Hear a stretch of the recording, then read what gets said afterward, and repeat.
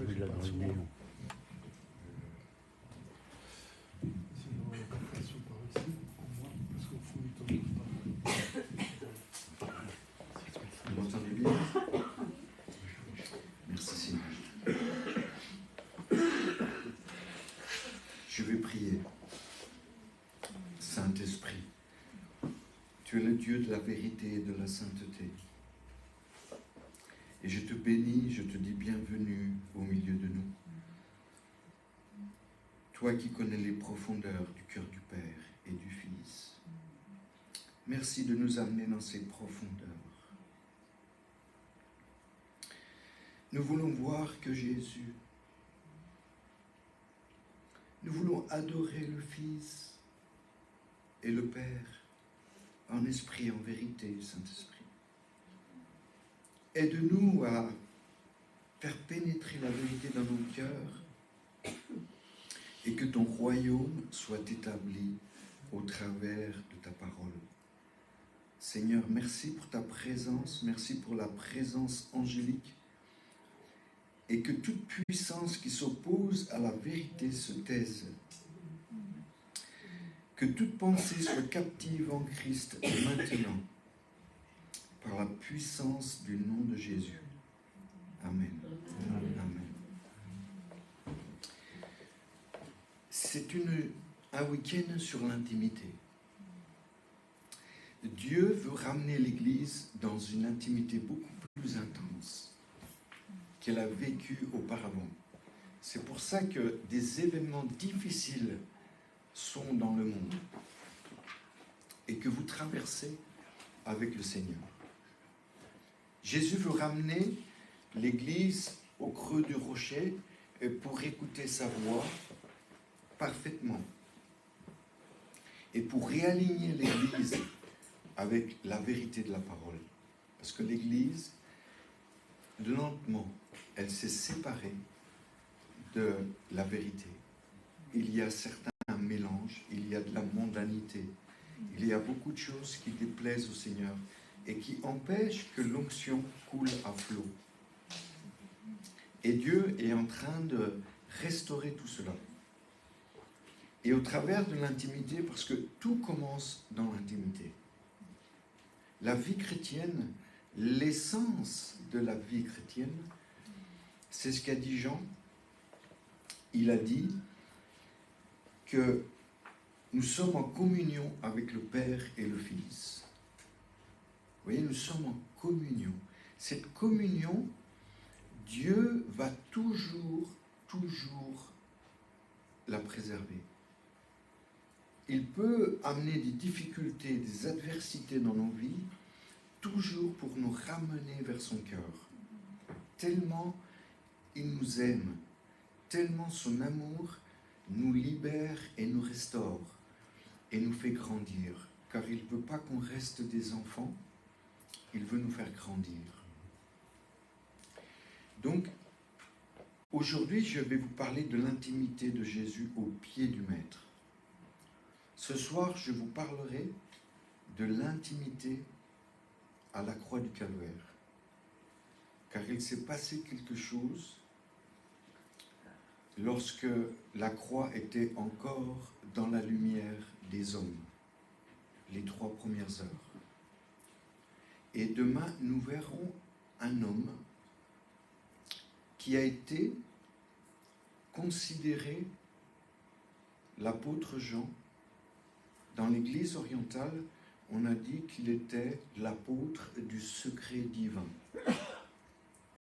Et nous allons étudier tout cela et voir la puissance de l'intimité et de voir que l'intimité débouche sur une autorité. Mais pas seulement sur une autorité.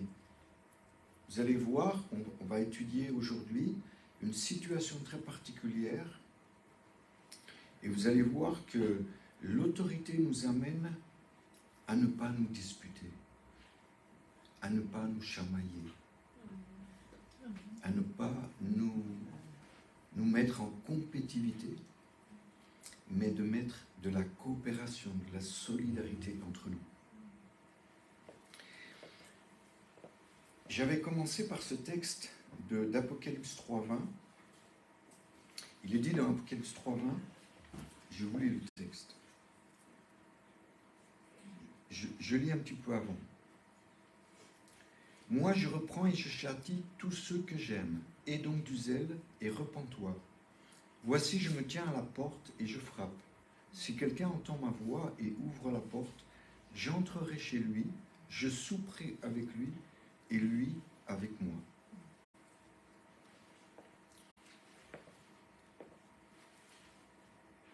Quand il parle de cette porte, c'est la porte de l'intimité. Jésus, il était dans l'église. On le sait parce que Apocalypse 1.13 dit qu'il marche au milieu de l'église de Laodicée. Et à l'intérieur de l'église, il y a une tiédeur et il y a une absence de vie, une absence de compréhension de qui est le Seigneur et qui est, au travers de l'intimité, qui est le Maître. Donc, il va frapper à la porte. Si nous lui ouvrons la porte, lui va rentrer et il va partager. C'est sûr qu'il fait un peu un examen de conscience à Laodicée. Pourquoi? Parce qu'il lui manque énormément de choses. Il lui dit, voilà, il te manque en fait un cœur tendre, pur, sans impureté. C'est cet or purifié. Il te manque des vêtements blancs, les vêtements de la justice et de la sainteté. Et puis, ce fameux polir pour voir, parce qu'il y a une cécité spirituelle. Tu n'arrives pas à voir avec l'esprit. Ton cœur est encombré. Tu n'arrives pas à discerner la séduction et ce qui est faux. Vous savez, quand Jésus parle aux 7 églises, c'est un peu comme le prémisse du tribunal de Christ. C'est comme si, dans ces 7 églises, il faisait, en fait, moi j'appelle ça la revue des troupes. Il fait une revue des troupes. Et il voit ce qui ne va pas et qu'est-ce qu'il voit? Qu'est-ce qui va bien? Évidemment que l'église d'Éphèse, la première, elle a perdu son premier amour et là, à Laodicée, elle est tiède. Quelque part, quand tu ouvres la porte de l'intimité, le Seigneur te dit que ta porte s'ouvre au premier amour. L'intimité, c'est comme retrouver le premier amour, la passion de Jésus, le feu intérieur. On a perdu, tu as perdu le feu intérieur d'un amour passionné pour moi, te dit le Seigneur. Et ce feu, il veut le rallumer. Il est celui qui n'éteint pas le lumignon qui fume. Jamais il va éteindre une vie spirituelle qui est faible. Jamais. Encore moins casser le roseau. Vous voyez, ce ministère de pasteur du Seigneur, il l'exerce avec chaque église. Et vous comprenez bien que le Seigneur, après cette porte de l'intimité, veut ouvrir la porte de l'autorité. Parce qu'au chapitre 4 et au verset 1, il dit « Après cela, je regardais et voici, une porte était ouverte dans le ciel. » La première voix que j'avais entendue, comme le son d'une trompette et qui me parlait, dit « Monte ici et je te ferai voir ce qui doit arriver dans la suite. » Aussitôt, je fus ravi par l'Esprit, et voici, il y avait un trône dans le ciel, et sur ce trône, quelqu'un était assis. Vous voyez, il n'arrive même pas à reconnaître le Seigneur. Il dit quelqu'un, tellement il n'est pas habitué à toute cette majesté, toute cette autorité. Le trône nous parle du gouvernement, de l'autorité qui gouverne. Si tu ouvres la porte de l'intimité, il ouvrira à l'intérieur de ton intimité une porte d'autorité qui t'amènera à comprendre énormément de choses, qui t'amènera à saisir la volonté de Dieu, qui t'amènera à connaître vraiment les profondeurs de son cœur. Et en ça, on voit que cette autorité que Dieu nous donne, évidemment qu'elle est déléguée. Pourquoi? Parce que Jésus, il est dit dans Matthieu 28, 18, il est dit que Jésus a toute autorité, il a reçu toute autorité dans le ciel et sur la terre. Tout pouvoir lui a été donné. Pourquoi d'abord dans les cieux? C'est parce que dans les cieux, il y a les décisions. Et sur la terre, pourquoi? Parce qu'il faut que ces décisions se manifestent. C'est ça l'apostolique, vous voyez? Et Dieu veut amener sur la terre son règne. Et croyez-moi, Dieu veut amener son royaume sur la terre d'une manière beaucoup plus forte. Seulement, il faut le croire. Le problème, c'est que l'Église ne croit pas le Maître. Beaucoup croient en Dieu, mais ne croient pas comme Dieu. Ils ne croient pas comme Jésus. D'où ce retour à l'intimité. Dans le psaume 2, c'est marqué « baiser le Fils », « embrasser le Fils ». Nous devons embrasser le Fils. Et nous sommes dans cette phase, dans ce temps très bouleversant. Pour le monde, pour notre chair, vous vous rendez compte que l'attrait du monde et la passion de la chair à consommer le monde est tellement forte. Vous avez vu en l'espace de 3-4 ans combien une folie est venue sur la terre. Parce que le diable a peu de temps. Il sait que Dieu veut faire un réveil. Il veut faire plus qu'un réveil, il veut faire une réforme. Une réforme. Une réforme, ça veut dire, c'est un bouleversement de toute la pensée, de toute la structure de la pensée. Chacun portera la pensée de Christ. Et à partir de là, il y a une puissance de vie qui va se répandre. Parce que le champ de bataille est dans nos pensées. Le champ de bataille, après nos pensées, c'est dans nos émotions. Et après, c'est dans nos actions, dans les motivations de cœur. Et dans l'intimité, le gros problème de l'intention de cœur sera résolu. Et nous allons voir un autre texte. Ce que je vais vous dire aussi, c'est que si il nous a délégué ses pouvoirs pour les exercer sur la terre, il le donne à tous les disciples. À tous ceux qui croiront en mon nom, voici les miracles, voici les signes, les prodiges qui accompagneront ma parole. Vous voyez, à chacun, vous avez l'autorité. Bien sûr que Dieu a aussi donné des fonctions d'autorité au travers des 5 ministères. Pour le gouvernement de l'Église, pour mettre de l'ordre. Parce que souvent, dans la maison de Dieu, il y a du désordre dans les comportements, dans la manière de construire. Un apôtre et un prophète, c'est parfaitement construire l'Église, le bâtiment. Le fondement est solide. Il y a 2 fondements solides. Et la construction, elle est alignée sur la volonté de Dieu, sur ses pensées, sur comment dominer sur la terre. Un pasteur, il va s'occuper de multiplier les familles, mais il ne saura pas faire dominer l'Église sur un territoire. Le rôle de l'apôtre, c'est de faire dominer. Vous vous rappelez ce que Dieu a dit à Adam et Ève, multipliez-vous et dominez sur toute la création.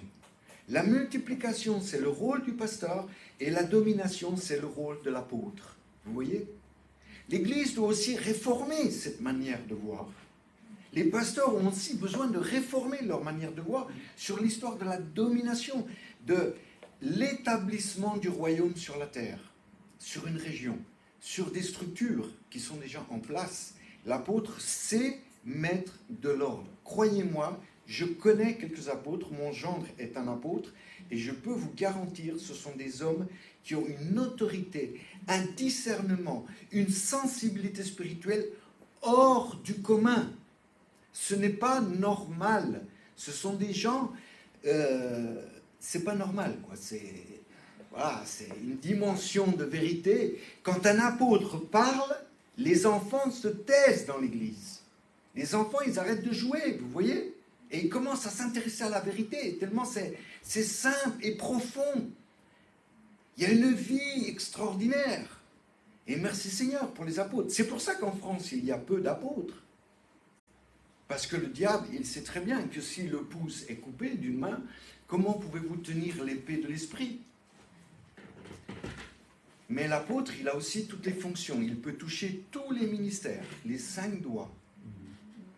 Et il peut interchanger le ministère.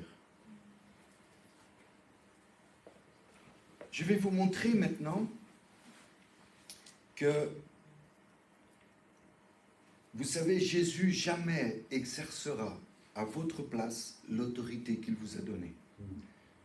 Il faut que vous compreniez que, moi je l'ai compris en exerçant le ministère, que le Seigneur m'avait donné une autorité et que je devais l'exercer. Moi, je m'attendais toujours à ce que le Seigneur fasse les choses.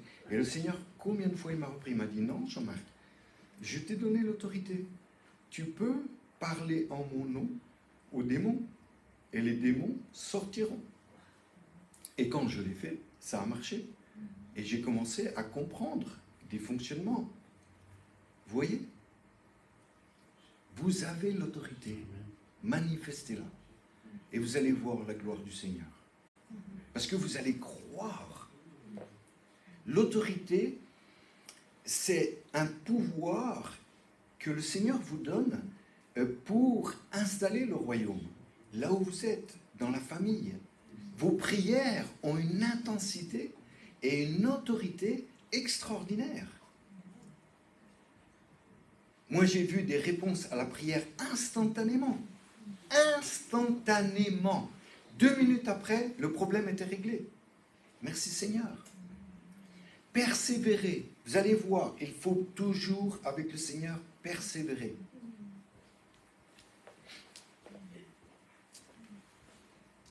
L'intimité, elle se fait dans la prière. Elle se fait dans l'étude de la parole. Ne lisez pas la parole. Lisez-la, mais étudiez-la. Approfondissez-la, méditez-la. Vous savez, moi, quand je vais me coucher, je prends un verset et je médite le verset. Je le mâche, je le rumine, je le recoule. En araméen, méditer, ça veut dire recouler. Comme la colombe, elle recoule. Vous voyez? Et il en sort toujours quelque chose d'extraordinaire. L'intimité, elle se fait au pied de Jésus, dans le silence, dans l'écoute. Le Seigneur vous a donné 2 oreilles. C'est comme 2 fœtus où il y a tout un monde qui va apparaître. Jérémie a dit, circoncisez vos oreilles. Étienne l'a répété devant le Sanhédrin. Vous pouvez écouter le monde, mais vous devez écouter le Seigneur.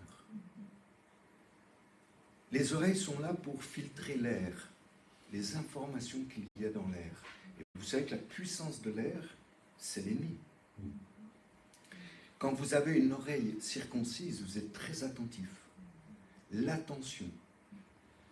Ouvrir vos oreilles, pour écouter, il faut ouvrir l'oreille. Et je sais qu'en ce moment, le Seigneur, il est en train d'ouvrir vos oreilles. Vous avez soif. Vous sentez en vous-même qu'il y a quelque chose qui est poussé en vous à vraiment tout recevoir de ce que le Seigneur veut vous donner. Et nous allons aller au pied de Jésus pour écouter le Maître. L'intimité, elle se fait aussi dans l'adoration, dans la louange. quand vous vous abandonnez. C'est très difficile de s'abandonner. On a tendance à se contrôler.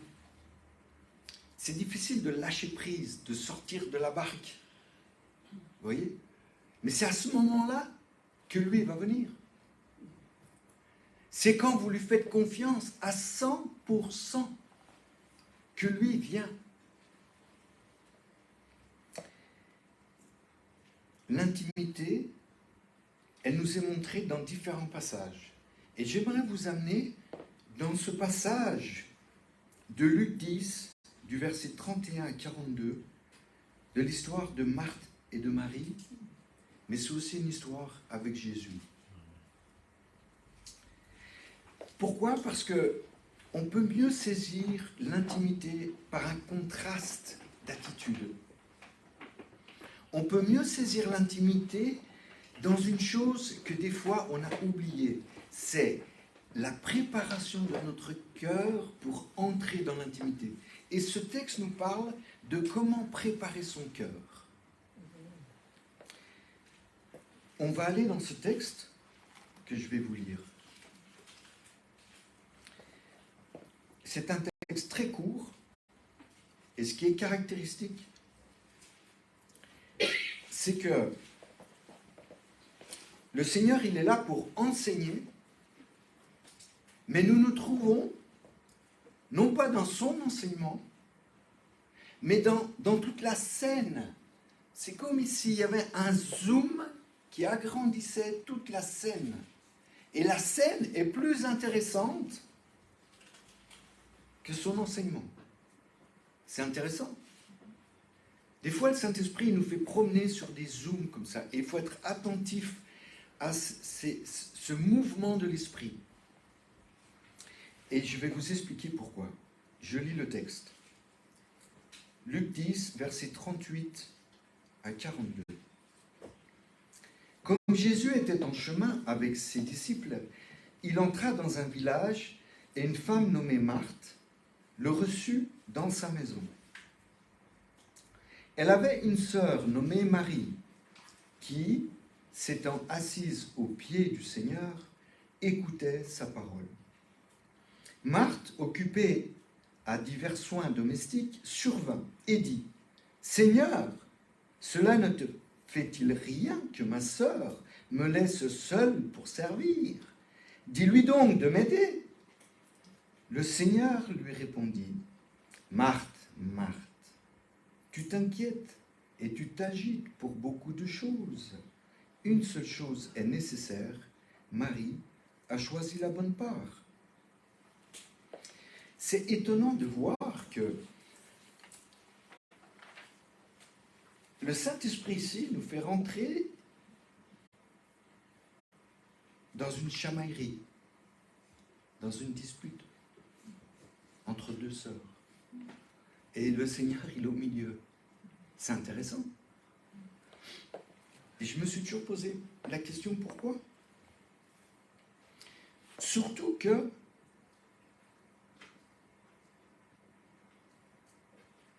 une des sœurs va venir pour demander à Jésus qu'il soit comme un juge.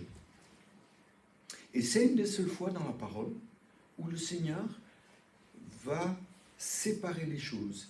Il va prendre une autorité sur la situation. Alors qu'il avait dit, dans d'autres passages, qu'il n'était pas venu pour être un juge sur la terre et de s'occuper des affaires familiales, entre autres. Cette dispute, elle nous apprend l'importance de l'intimité, en fait. Vous voyez ? Et cette dispute, elle va montrer les dispositions de cœur, en fait, avant d'entrer dans l'intimité. Je vais relever deux petits détails, et après je vais rentrer en profondeur dans le texte. Ce qui est étonnant, c'est que Marthe, quand elle parle au Seigneur, elle lit le mot « Seigneur ». Ça veut dire qu'elle le connaît très bien. Elle aime le Seigneur. Et puis, je me suis toujours posé la question, pourquoi Jésus dit 2 fois Marthe? Marthe. Marthe. Je pense que le Seigneur m'a donné la réponse. Il y a 2 réponses. Premièrement, vous savez, la Bible dit que nous devons redresser avec un esprit de douceur. Et nous voyons ici l'exemple parfait du Maître lorsqu'il reprend en douceur. Et pour dire à Marthe, moi j'aurais dit, écoute Marthe, ça suffit. Lui, il ne dit pas ça. Il va dire 2 fois son prénom. Marthe, Marthe. 2 fois parce que Marthe fait 2 reproches ici. Un à sa sœur et un au Maître. Mais il y a aussi plus. Le Seigneur m'a montré que le premier Marthe, il était dit fortement, et le deuxième Marthe est dit faiblement, doucement. Pourquoi? Parce que le Seigneur m'a dit qu'en Job 33 au verset 14, il est dit, Dieu parle cependant tantôt d'une manière, tantôt d'une autre, et l'on n'y prend point garde. Il y a une manière dure du Seigneur, et il y a une manière douce. Dans le texte de Job, la manière dure, c'est de se retrouver, en fait, sur un lit, dans la souffrance, alors que la manière douce, c'est de recevoir une vision. Et quelque part, il veut dire à Marthe, écoute, je comprends ta situation, mais je vais te montrer qu'il y a quelque chose de mieux. C'est cette bonne part qu'on va étudier. Marthe, qui veut dire, ça vient de l'hébreu Mara, qui veut dire amertume. Et en fait, ça veut dire une maîtresse de maison. Elle était l'aînée, on voit que c'est sa maison à Béthanie. Béthanie, c'était un lieu où Jésus sortait de l'atmosphère de Jérusalem, c'est à quelques kilomètres de Jérusalem, et il sortait de l'influence de cet esprit religieux. Donc il pouvait se reposer dans un autre état d'esprit. Oui. Et il aimait beaucoup Marthe, Marie et Lazare, leurs frères. Elle accueille Jésus, mais pas de la bonne manière, vous voyez. C'est dans la manière qu'il y a quelque chose qui va coincer. En fait, elle ne saisit pas toute la qualité de son hôte. Et elle ne se rend pas compte que Jésus, vous savez, c'est le bien le plus précieux. C'est vraiment la personne la plus extraordinaire, la plus précieuse que la terre ait connue. Et ça, elle ne le discerne pas complètement. Elle n'a pas cette vision du Seigneur correctement. Tout pâlit face à Jésus. Je vous garantis, tout pâlit. Le paradis ne serait pas le paradis si Jésus n'était pas au paradis. Marthe est inquiète et agitée comme l'âme peut l'être quand l'âme est pleine de désirs.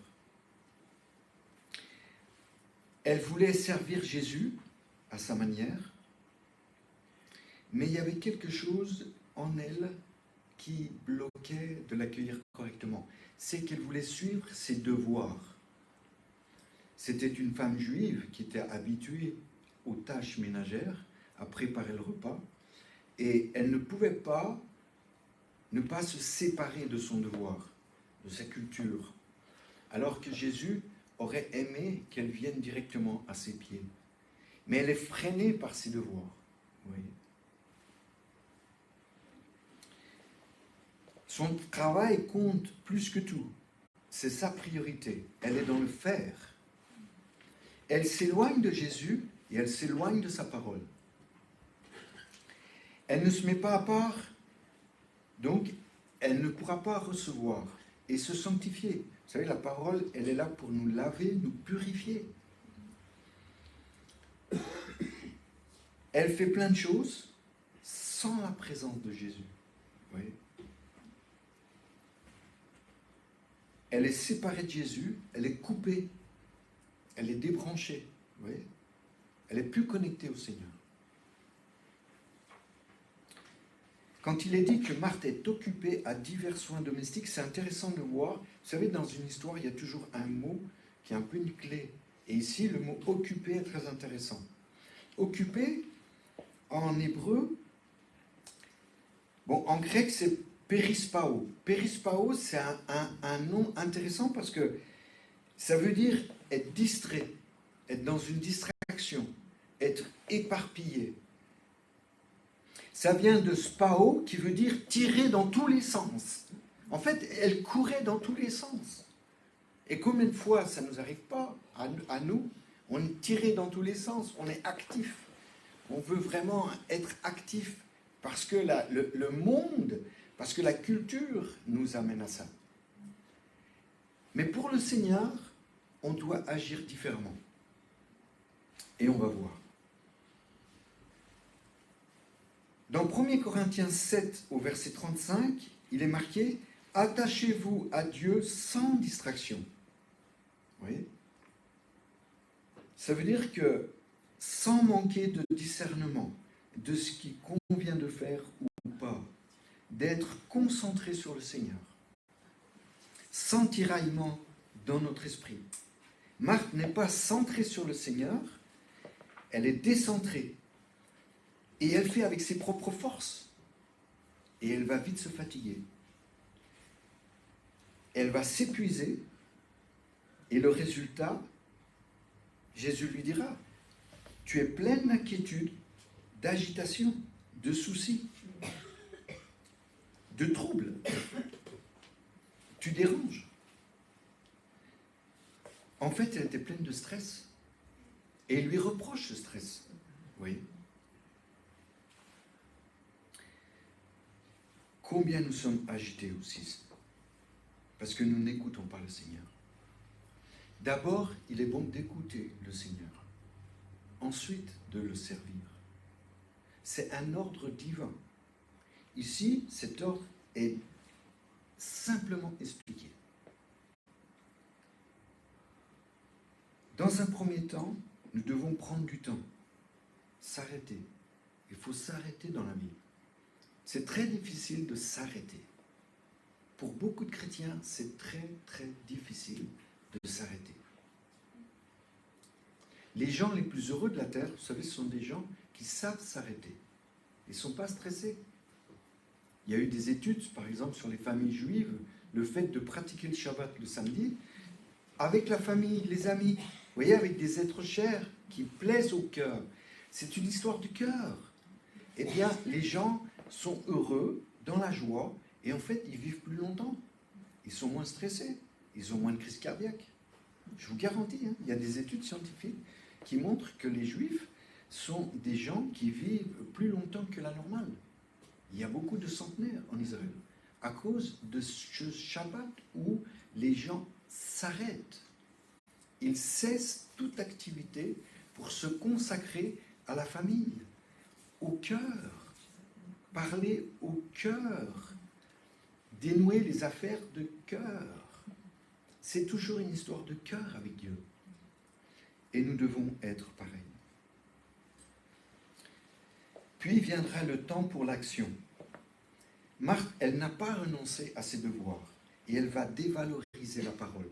C'est très dangereux de dévaloriser la parole. Parce que nous restons incrédules. Et nous restons lents à comprendre la volonté de Dieu. Si vous lisez régulièrement la parole, votre esprit sera beaucoup plus rapide. Il va comprendre plus facilement.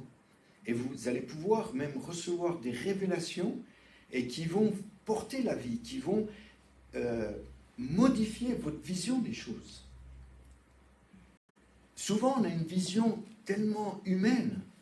Et Dieu veut qu'on ait une vision divine, que nous voyons comme Dieu voit. Vous voyez?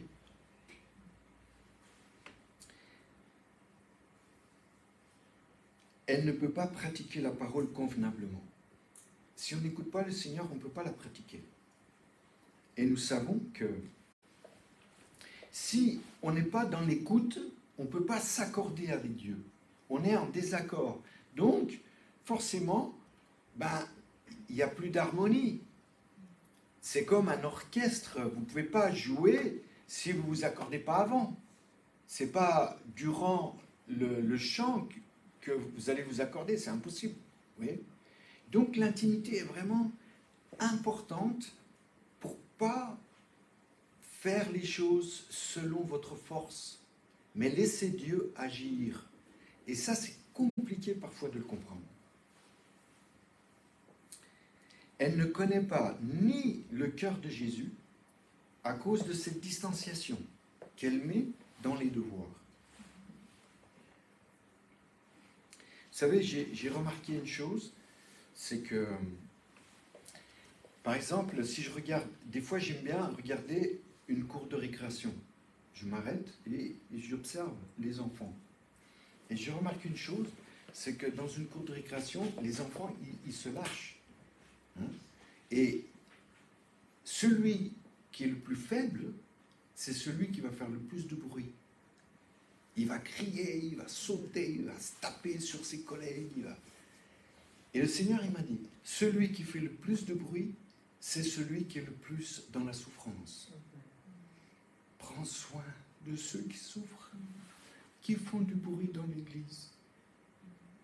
Ils sont des perturbateurs, mais ils sont en grande souffrance.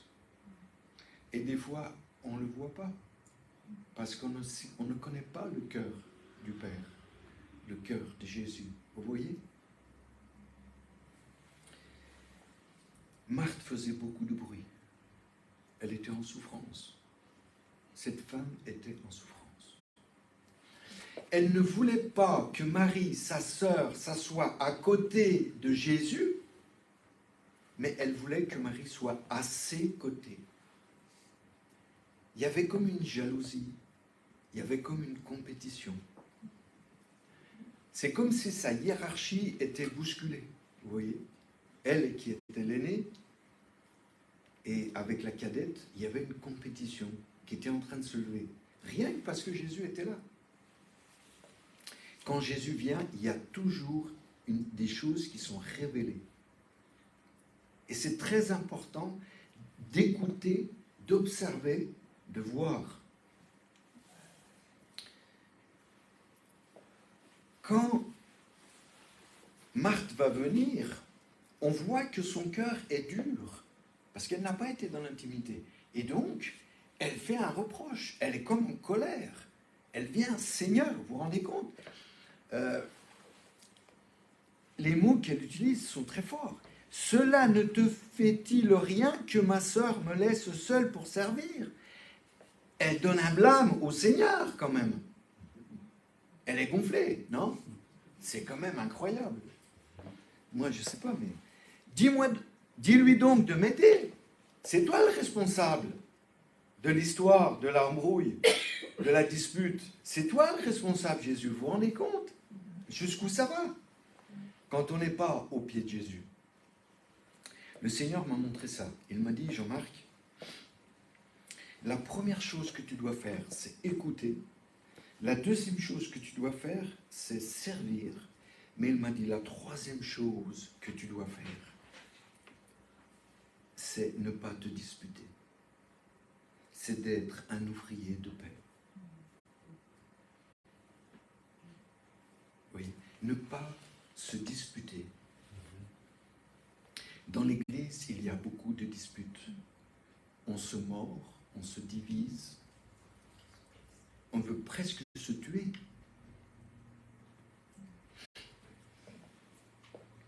Je parlerai de ces choses un peu plus tard. Son cœur est froid. Elle ne discerne pas. Elle a perdu son premier amour. Elle n'a plus le feu de la passion intérieure. Elle est détachée de la source. Elle ne veille pas sur elle-même, ni à la volonté de Dieu, mais ni même à sa maison, en fait. Il y a un aveuglement spirituel qui est là. Elle vient se plaindre, elle murmure contre Dieu. Et moi, ça me rappelle quoi? Eh bien, ça me rappelle Israël dans le désert. Hein. Il est dit dans 1 Corinthiens 10 qu'ils murmuraient contre Dieu. Ils ont été idolâtres, premier problème. Ils ont été dans la débauche, deuxième problème, ils ont tenté le Seigneur, troisième chose, et le quatrième chose, ils ont murmuré contre Dieu, ils se sont plaints. Le mot, ça veut dire, c'est se plaindre sans cesse, continuellement. Parce qu'il n'y avait pas la crainte de Dieu. La plainte vient parce qu'il n'y a pas la crainte de Dieu. Et j'ai entendu le pasteur Béveré, il a dit cette chose, sur ce fameux passage de 1 Corinthiens 10. Il a dit ça, et j'ai été scotché. Il a dit que quand tu te plains devant Dieu, en fait, tu refuses le plan de Dieu pour ta vie.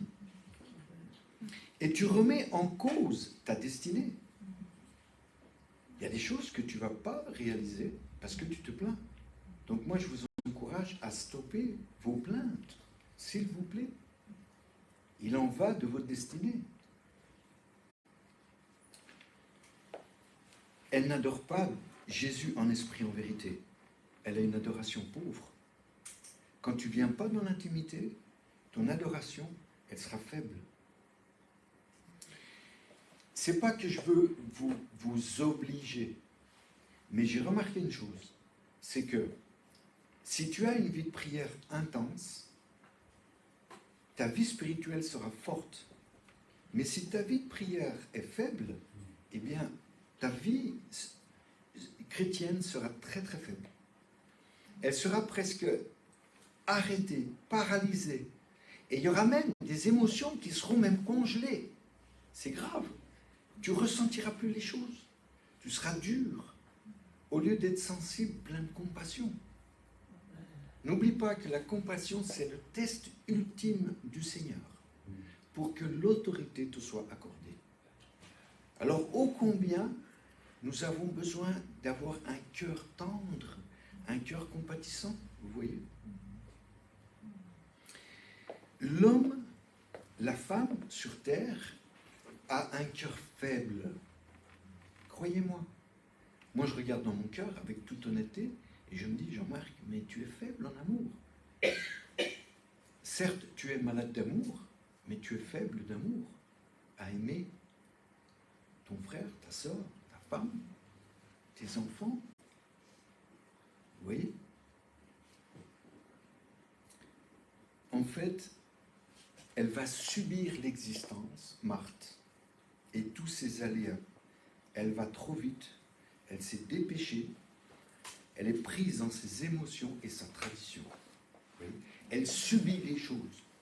Combien de fois on subit les choses? Mais elle ne vit pas la vie. Vivre la vie, c'est autre chose. C'est beaucoup plus puissant. Vous comprenez?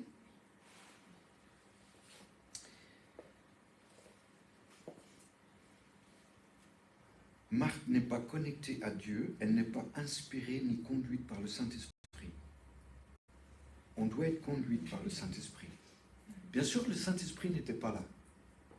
Elle n'avait pas reçu le Saint-Esprit. Mais le Saint-Esprit était présent en Jésus. Et donc, le Saint-Esprit influençait complètement tout ce qui se passait autour du Seigneur quand il marchait sur la terre et qu'il rencontrait des gens. Les gens étaient bousculés par l'Esprit, pressés, modelés. Et c'était sous cette influence divine, sainte, et tellement véritable. C'est pour ça que les gens ils étaient étonnés des enseignements du Seigneur. Ces enseignements étaient surnaturels et ces miracles étaient des enseignements. Vous voyez? Tellement il y avait de puissance et d'autorité quand Jésus parlait. Je rends hommage à Annie de Souzenel, une femme qui est une exégèse extraordinaire. Elle a dit cette phrase: Marthe est l'épouse de Jésus selon la loi. Combien c'est profond, cette simple phrase. Et combien il y a dans l'Église de Marthe et qui est l'épouse de Jésus selon la loi. C'est malheureux, vous voyez. Nous devons toujours être prêts. Et pour ça, il faut rentrer dans l'intimité. Servir sans écouter Dieu, c'est ne pas être uni avec Dieu. Et Dieu cherchera toujours une unité. Sinon, il y a des disputes, il y a des conflits. Et ça n'en finit pas, vous voyez. Plus les chrétiens seront dans l'intimité, moins il y aura de conflits, je vous garantis. Je sais que tout pasteur désire une église qui marche selon l'esprit, vous comprenez, hein? Quand Jacob, il est venu devant Laban, il voulait la préférer. Il a dit quoi? Il a dit, je veux pas Léa. Hein. Non, c'est pas elle que je veux. Mais le Seigneur, il te dit, si, moi je vais te donner Léa, avant de te donner la préférée. Pourquoi? Parce que Dieu nous teste sans cesse, vous savez. Dieu nous teste toujours pour que nous puissions grandir. Et il sait nous éduquer. C'est un bon père. C'est un père très, très attentif à tout ce qui vous arrive, du matin jusqu'au soir. Il n'y a rien qui est un hasard. Il n'y a rien qui est anodin, qui est inutile. Il faut que vous soyez concentrés sur le Seigneur, concentrés sur sa douce présence. Et vous allez voir, vos vies vont changer. Parce que l'intimité va vous transformer. Le but de Dieu dans l'intimité, c'est de nous transformer. De notre pensée, de nos émotions, de notre cœur, et de voir loin, de discerner les choses.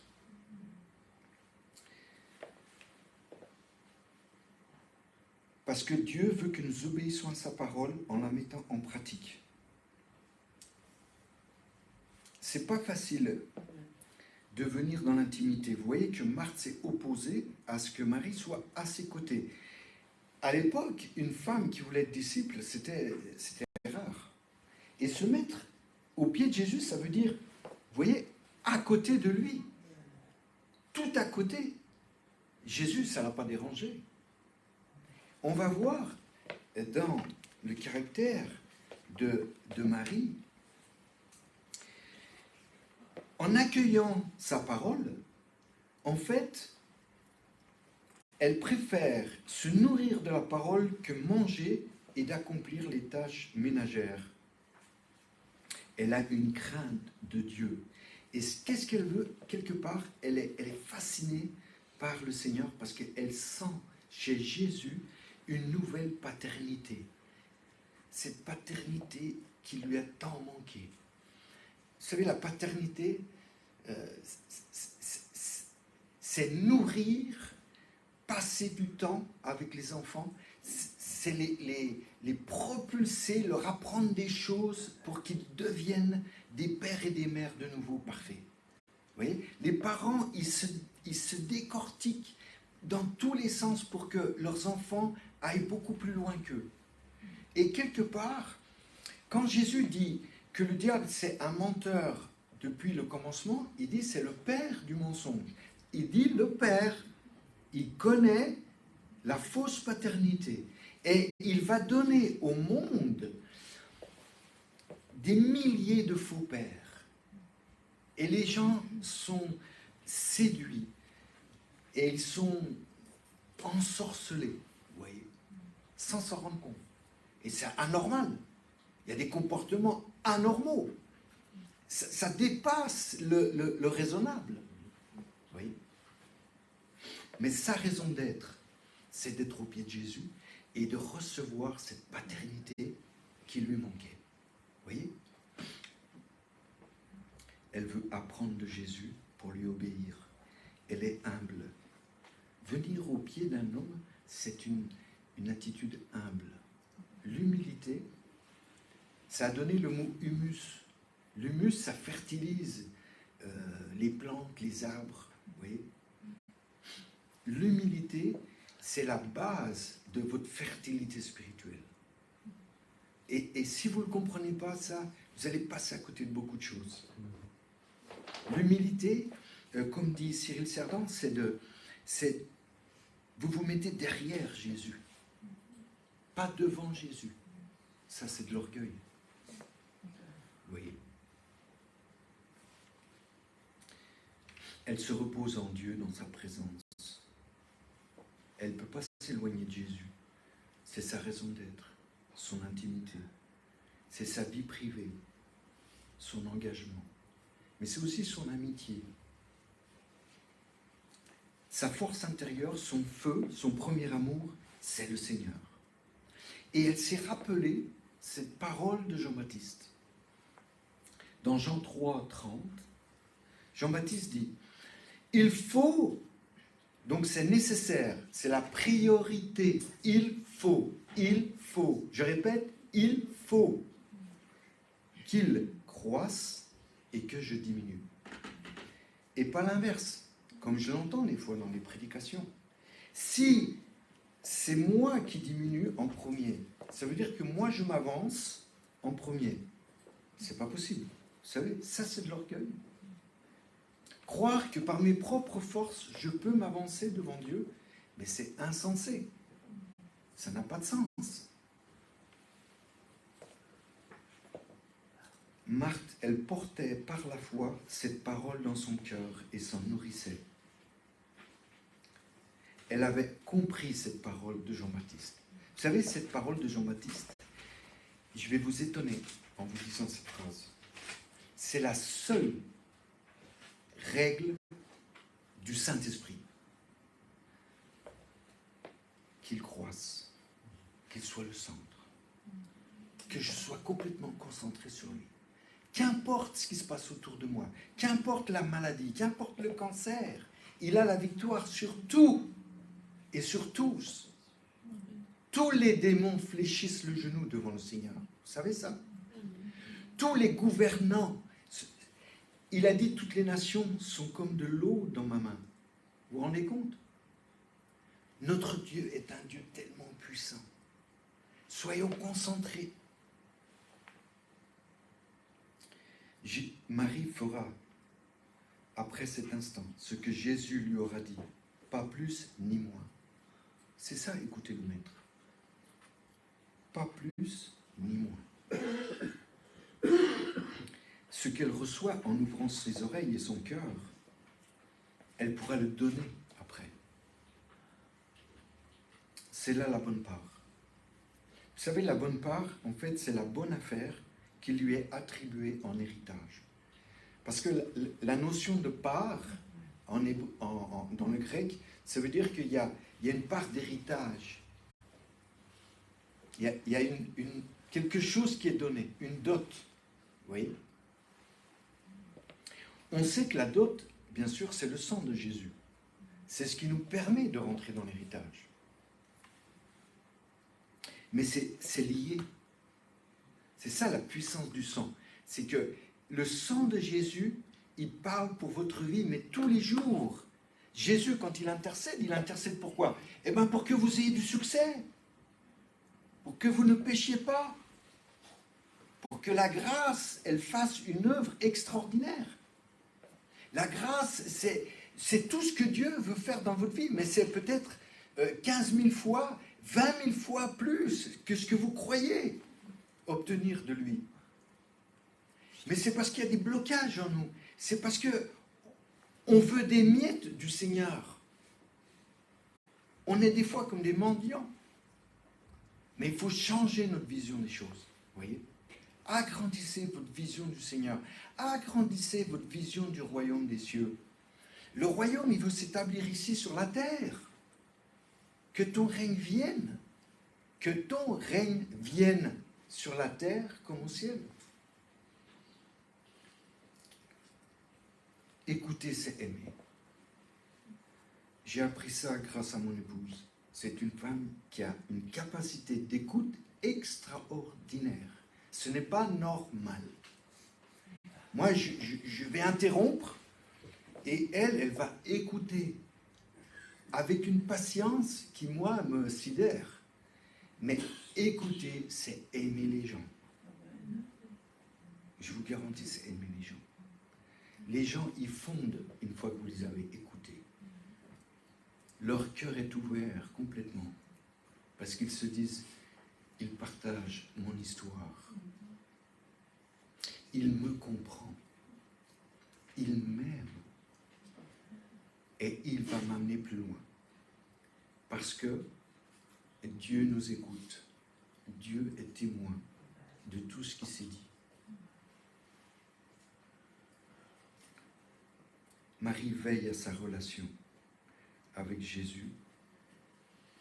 Psaume 25, 14 dit que le secret de l'Éternel est pour ceux qui le craignent. Dans l'intimité, tu verras de loin. Après, tu verras ton futur, tu discerneras les temps. On voit dans l'histoire de Marie qu'elle était très inspirée. Dans Marc 14, 3, 6 et 8, il est dit qu'elle verse sur la tête de Jésus un parfum de grand prix. Et Jésus lui dit, elle a fait une bonne action à mon égard. Elle a d'abord embaumé mon corps pour la sépulture. Elle a d'abord embaumé. Elle cherchait en premier le royaume des cieux et sa justice. Et elle savait que toute chose allait être rajoutée par-dessus.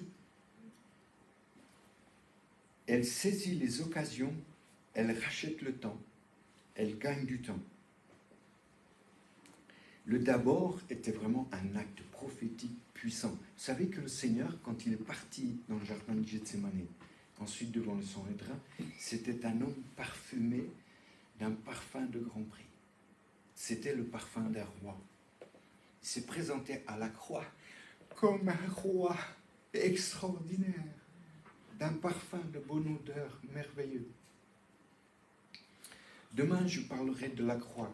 Vous verrez la puissance de ce roi et vous verrez la profondeur de son cœur. Son cœur est révélé comme nul autre endroit dans les évangiles. À la croix, il va se passer quelque chose d'extraordinaire que le Seigneur m'a révélé et que je vous partagerai ce soir. Marie, elle ne lâche rien, mais elle sait lâcher prise. Elle garde les paroles de Dieu. Vous savez, Matthieu 6, 6, Jésus dit, entre dans ta chambre, ferme la porte, et ton Père qui est dans le secret, il te voit. Et il te le rendra. Quand vous êtes dans l'intimité, qu'est-ce qui va te donner Dieu? Eh bien, il va te donner du discernement et de la puissance. C'est la suite logique de l'intimité. Vous voyez?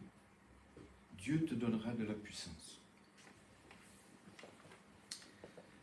De la sensibilité à l'esprit. Marie, c'est une adoratrice en esprit, en vérité. Elle vit dans la grâce. Elle est tout entière pleine de Dieu. Oui, c'est vrai qu'au pied de Jésus, elle peut avoir des pensées vagabondes. Parce qu'au pied de Jésus, on peut aussi avoir ces pensées, cette distraction dans les pensées. Mais à cause de cette présence de Dieu très forte, on arrive à contrôler ça et à rendre toute pensée captive en Christ. Et je pense que Marie l'a fait.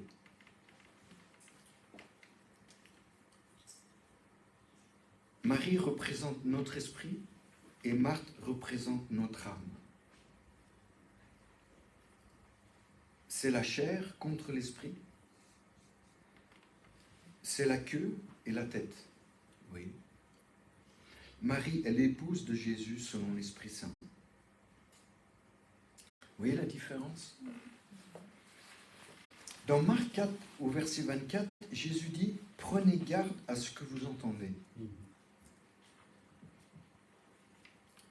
Luc 8, 18, il dit « Prenez garde à la manière dont vous écoutez, car on donnera à celui qui a, mais à celui qui n'a pas, on ôtera même ce qu'il croit avoir. » Ta façon d'écouter spirituellement déterminera combien tu pourras donner aux autres. Si tu prends garde à ce que Dieu te dit dans l'intimité, tu vas pouvoir nourrir les autres. Je te garantis. Ça va couler de source. Vous voyez? Dès que nous pensons tout savoir, peut-être comme Marthe, elle croyait tout savoir. Elle se disait, ben, voilà. Elle n'avait pas besoin de Jésus. bien ce que nous savons nous sera enlevé. Et même ton potentiel naturel diminuera en efficacité. Ton potentiel naturel, tes dons que Dieu t'a donnés naturellement, eh bien, ils vont diminuer en efficacité. Pourquoi? Parce que tu n'es pas dans l'intimité avec le Seigneur. Vous voyez? La mesure entendue au pied de Jésus sera la mesure reçue dans le cœur. Et ce que tu reçois, ça c'est Joseph Prince qui le dit. Il dit, ce que tu reçois du Seigneur, tu vas le libérer selon l'Esprit par l'onction. L'onction, elle libère les paroles. Quand Jésus parlait, le Saint-Esprit, il libérait la puissance de l'onction pour toucher les cœurs au travers de la parole. Et quand tu vis dans l'intimité, voilà ce qui se passe. Moi, je crois que Marthe, après l'exhortation de Jésus, elle a reconnu son état et s'est tournée tout à nouveau vers Jésus. Et l'amour a commencé à recouler dans son cœur. Vous voyez? C'est vrai que le temps, il tourne. Hein? La seule chose que je pourrais vous dire, c'est que, pour terminer, il y a beaucoup de choses, vous savez, qui bloquent, qui nous écartent de l'intimité. Il peut y avoir l'immaturité, le manque de discipline, qui nous amène dans un relâchement et même une paresse spirituelle. Les péchés, les désirs de la chair sont ennemis de Dieu. Les péchés nous freinent. L'idolâtrie, la tradition religieuse, l'esprit religieux, c'est un esprit incrédule. L'orgueil étouffe toute chose de l'esprit. L'orgueil étouffe l'esprit, vous ne pouvez pas vous imaginer. L'arrogance, le paraître. Dieu résiste à ça. Et c'est pour ça qu'il y a des gens qui n'arrivent pas à progresser, parce qu'il y a trop d'orgueil. Le cœur partagé entre le bien et le mal. Le cœur double qui est séduit par le monde et ses attraits. Les distractions du monde, aimer le monde, ça bloque énormément. Les faux semblants, la supercherie, la fraude, l'hypocrisie qui déguise tout dans des mensonges, ça fait obstruction à l'intimité. Vous voyez? Tout cela empêche de communier avec Dieu. La chair, elle a un problème contre le Saint-Esprit. Mais le monde, il a un problème contre la paternité de Dieu. La vraie paternité de Dieu. Et Satan, il a horreur de la vie de Christ en vous. L'esprit religieux veut tuer Christ en toi. Vis dans l'intimité. La Bible, elle dit, approchez-vous de Dieu et Dieu s'approchera de vous. Il est dit dans Jacques 4, de 7 à 10, les 3 choses importantes, se soumettre à Dieu, s'approcher de Dieu, s'humilier devant Dieu. Vous voyez? Ces 3 attitudes-là, eh bien, vous allez voir que beaucoup de choses vont changer. On ne peut pas venir dans l'intimité, la tête haute. Ce n'est pas possible. Que ta volonté soit faite et non la mienne. Que ta volonté soit faite et non la mienne. Nous devons respecter. Se soumettre, c'est respecter la volonté et l'autorité. Et c'est ça qui plaît au Seigneur. C'est quand nous avons un cœur soumis à sa volonté. Nous devons nous purifier et abandonner nos péchés. Vivre dans une repentance profonde et pas superficielle. Nous devons être humbles et lutter contre tout péché, toute désobéissance dans notre vie. Dieu aime un cœur repentant, brisé, contrit, l'esprit abattu, pour que vous puissiez vivre de sa vie. Je vais maintenant prier pour vous. Amen.